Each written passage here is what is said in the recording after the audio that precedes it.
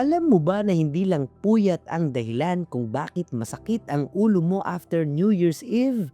Marami sa atin, tubig agad ang hinahanap. Pero did you know na hindi sapat ang plain water para sa hangover?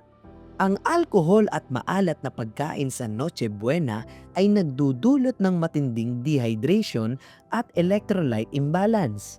Kapag ang brain mo ay dehydrated, literal itong lumiliit o nagsishrink sa iyong bungo.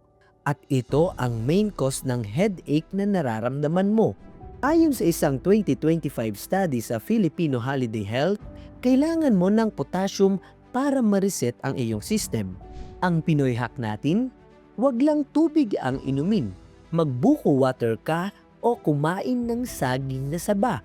Ito ay mga natural electrolytes na mas mabilis mag-rehydrate sa iyong cells kaysa bottled water. Simulan ng iyong 2026 ng tama at iwasan ang masamang pakiramdam buong araw. Healthy habits don't have to be expensive. Kailangan lang ng tamang diskarte. Follow for more daily health facts.